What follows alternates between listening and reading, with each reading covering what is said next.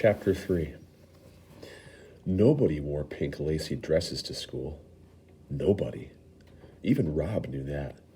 He held his breath as he watched the girl walk down the aisle of the bus. Here was somebody even stranger than he was. He was sure. "Hey," Norton called. "This is a school bus." "I know it," the girl said. Her voice was gravelly and deep, and the words sounded clipped and strange, like she was stamping each one of them out with a cookie cutter.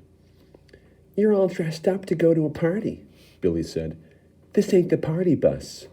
He elbowed Rob in the ribs. "Huh," Norton laughed. He gave Rob a friendly thud on the head. The girl stood in the center of the aisle, swaying with the movement of the bus. She stared at them. "It's not my fault you don't have good clothes," she said finally. She sat down and put her back to them.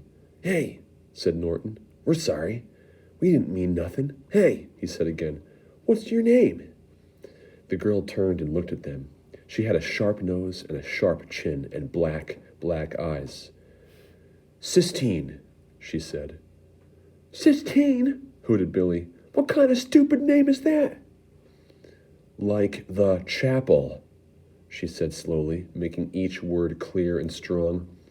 Rob stared at her, amazed. "What are you looking at?" she said to him. Rob shook his head. "Yeah," said Norton. He cuffed Rob on the ear. "What are you staring at, disease boy?" "Come on," he said to Billy.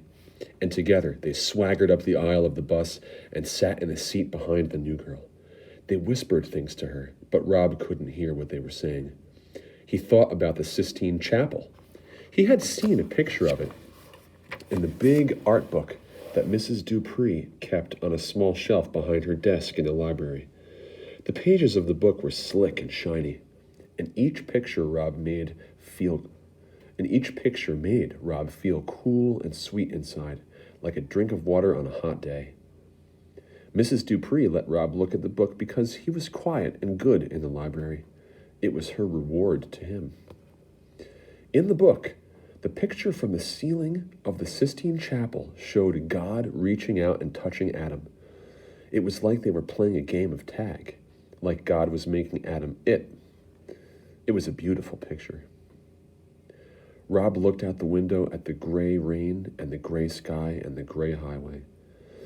He thought about the tiger. He thought about God and Adam, and he thought about Sistine. He did not think about the rash. He did not think about his mother. And he did not think about Norton and Billy Threemonger. He kept the suitcase closed. Remember, great readers always reread parts? Well, I'm going to ask you to answer 2 questions on your assignment for this chapter. Now, here's what I'm talking about for the first question. Rob looked out the window at the gray rain and the gray sky and the gray highway. He thought about the tiger. He's riding the bus now, right? He thought about God and Adam, and he thought about Sistine. He did not think about the rash. He did not think about his mother. And he did not think about Norton and Billy Threemonger. He kept the suitcase closed. What is that suitcase that Rob has? That's what I want you to answer for your first question. What is that suitcase all about? We heard about it in chapter 1.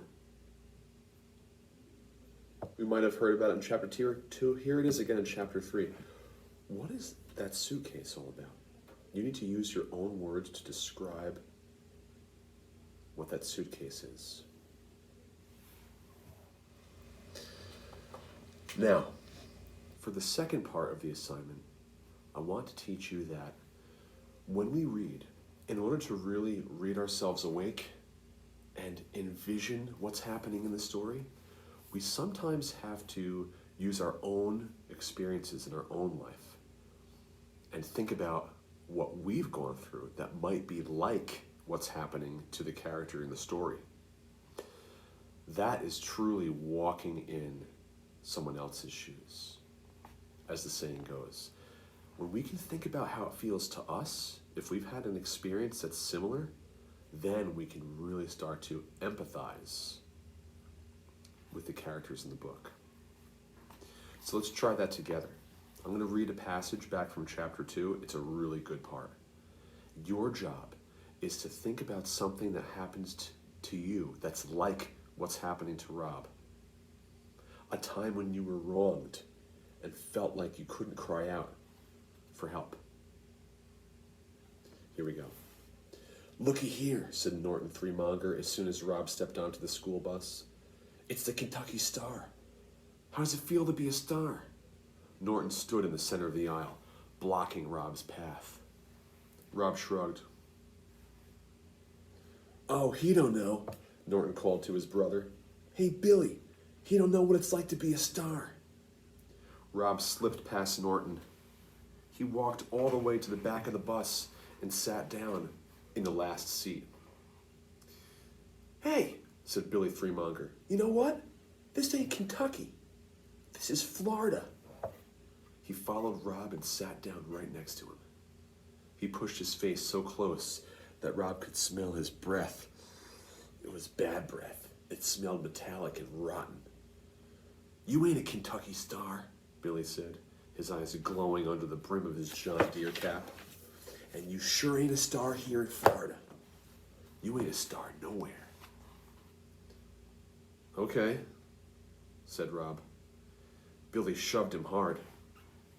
And then Norton came swaggering back and leaned over Billy and grabbed hold of Rob's hair with one hand and with the other hand ground his knuckles into Rob's scalp.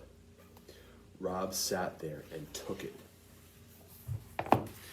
So, for the next part of this assignment, you have to think of a time in your life when you were wronged, when you felt like you couldn't call out for help. And you just sat there and you took it. And that's what you have to write about. Think about, if you can, what it was like for you, just like it is for Rob. Good luck.